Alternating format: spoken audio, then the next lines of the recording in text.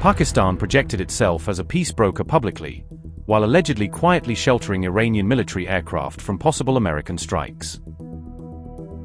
Explosive reports now question whether Islamabad secretly backed Tehran while simultaneously mediating tense negotiations between Washington and Iran. US officials claim Iranian military aircraft, including reconnaissance planes, were moved into Pakistan's strategic Nur Khan Air Base.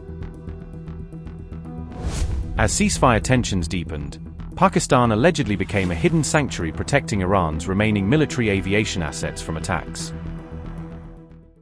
After reading that piece of garbage they sent us, I didn't even finish reading it. I would say the ceasefire is on massive life support, where the doctor walks in and says, "Sir, your loved one has approximately a 1% chance of living."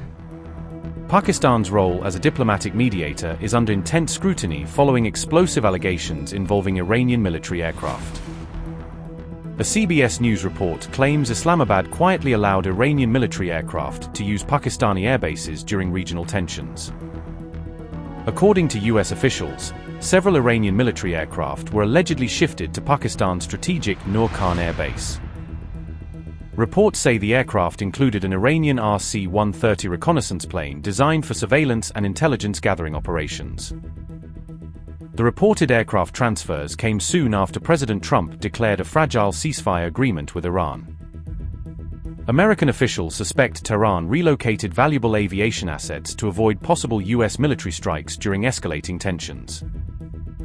Pakistan strongly denied the accusations, insisting such large aircraft could never stay hidden from public visibility. A Pakistan official said, and I quote, "Nur Khan Base is right in the heart of the city. A large fleet of aircraft parked there can't be hidden from public eye," unquote. Reports also suggest Iran relocated civilian aircraft into Afghanistan after disruptions hit Iranian airspace operations. Taliban authorities denied sheltering Iranian jets despite claims that a Mahan Air aircraft remained temporarily in Kabul. Analysts believe Pakistan carefully balanced diplomacy while protecting strategic relationships with both Iran and China. Fresh clashes near the Strait of Hormuz signaled rising instability despite ongoing ceasefire and de-escalation efforts. Notably, direct negotiations between American and Iranian officials were hosted by Pakistan just last month.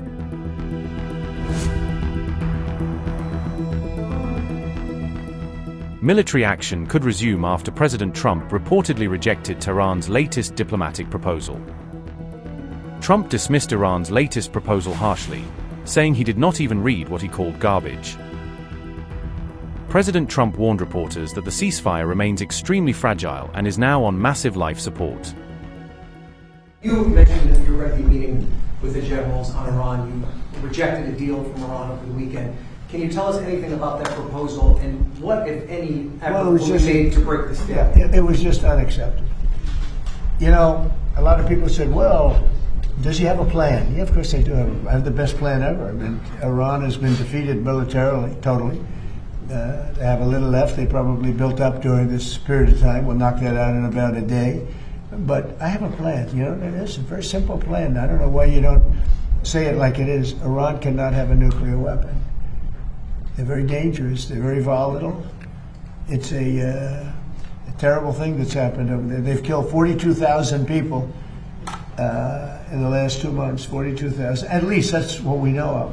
42,000 people. They killed numerous people over the last week, but they killed 42,000 people a month and a half ago.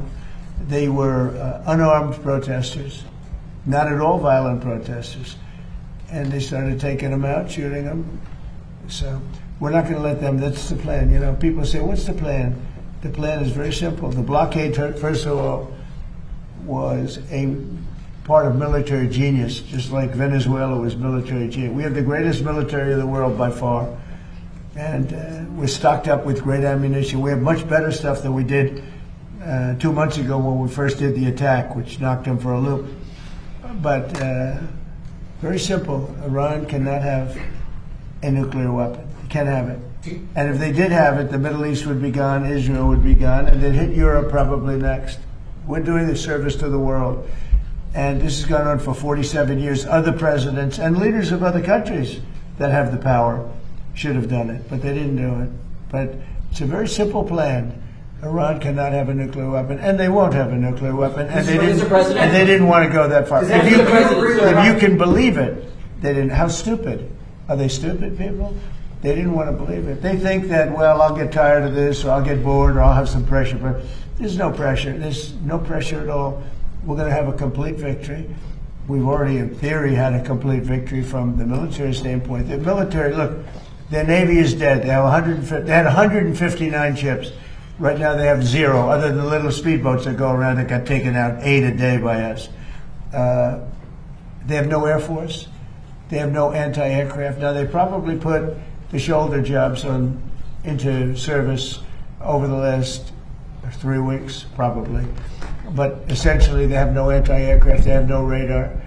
And frankly, their leaders have been killed at the first level, second level, and half at the third level. And then they come back and they want to negotiate, and they give us it's a stupid proposal. And nobody would take it, although Obama would have taken it, Biden would have taken it. What they took was far worse. So we stopped them twice. We stopped them when I terminated the worst deal probably ever made in the history of our country in terms of defense.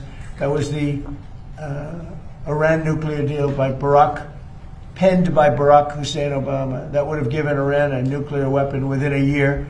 They would have had it years ago. I terminated that in my first term. And then when that beautiful plane right there hit them hard, we really hit them hard.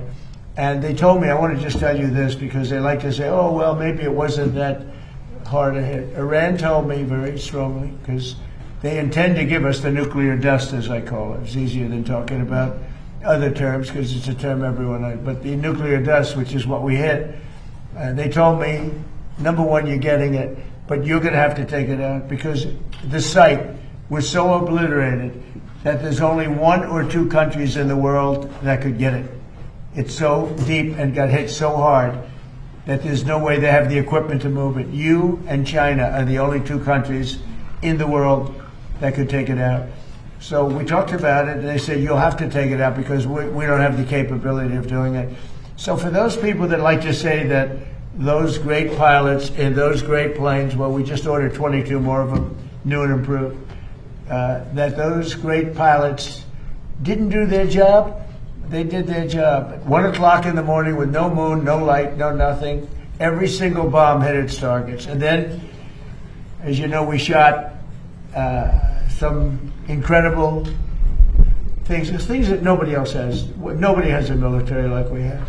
We shot the Tomahawks from a submarine 200 miles away, and that went on top of it. But every one of those, including the Tomahawks, every one of those weapons and shots hit perfectly. And they said to me, just to put it on the record, they said to me, there are only 2 countries in the entire world that could ever get that stuff out of there because we don't have the equipment and nobody else. They said China and the United States. So I just want to let you know, those pilots did an unbelievable job, very dangerous job at 1 o'clock in the morning. Think of it, no moon, no nothing. We had no light, purposely. And every single one of those bombs were right down an air chute in a granite mountain that exploded.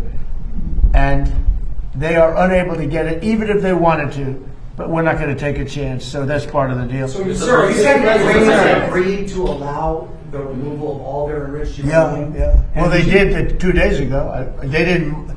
Okay. They did 2 days ago. They said, you're going to have to take it. We were going to go with them.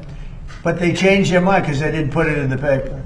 So when they sent us this document that we waited 4 days for, that should have taken 10 minutes to do, look, very simple. We get that. They guarantee no nuclear weapons for a very long period of time, and a couple of other minor things, but they just can't get there. So they agree with us, and then they take it back. But they said to us that it was so badly obliterated, it was the word they actually used, that was my original word, then it got challenged by some of the fake news, and it wasn't challenged with any knowledge, it was just challenged like they were hoping that this wouldn't have been so successful. No, it was obliterated. We have the greatest military in the world. I built it largely in my first term, and I didn't know I'd be using it quite this much in my second term. But very simply, when they say, does he have a plan? Yeah, I have a plan. The plan is very simple. You know, in war you have to change, you have to be flexible, you have a lot of plans, but you have to do different plans in different days. But I have a great plan. But the plan is they cannot have a nuclear weapon. And they didn't say that in their letter. Mr. President, given the leadership changes that you've talked about in Iran, is this still a leadership that you believe you can negotiate with and ultimately reach a peace I think deal so. with? Well, you have two. You have the moderates and you have the lunatics. And I think the moderates are more respected. The lunatics want to fight till the end. You know, it'll be a very quick fight. But I call them. You have, just like our country, we have lunatics too. I call them lunatics. I call them stupid people too. But in Iran, they have the moderates that dying to make a deal, and then you have the lunatics. And I guess they're a little bit afraid of the lunatics, but and why not?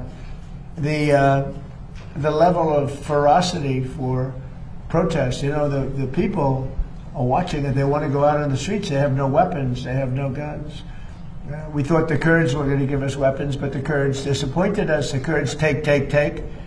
They have a great reputation in Congress. Congress says, oh, they fight so hard. No, they fight hard when they get paid. So I'm very disappointed in the Kurds. But they were given, I said it wasn't going to work, by the way. I just have to say it. I disagreed with what they did. They gave it. I said, they'll never get there. And I was right. I like to be right. In this case, too bad. But we sent some guns with ammunition, and they were supposed to be delivered, but they kept it. I said they're going to keep it, but what do I know? I've only been doing this a short period of time. What do I know? For the time being, the ceasefire remains in place? What? For the time being, the ceasefire remains in place? You know, it's unbelievably weak, I would say. I would call it the weakest right now. After reading that piece of garbage they sent us, I didn't even finish reading it. They said, I'm not going to waste my time reading it. I would say it's one of the weakest right now. It's on life support. They understand these are all medical people.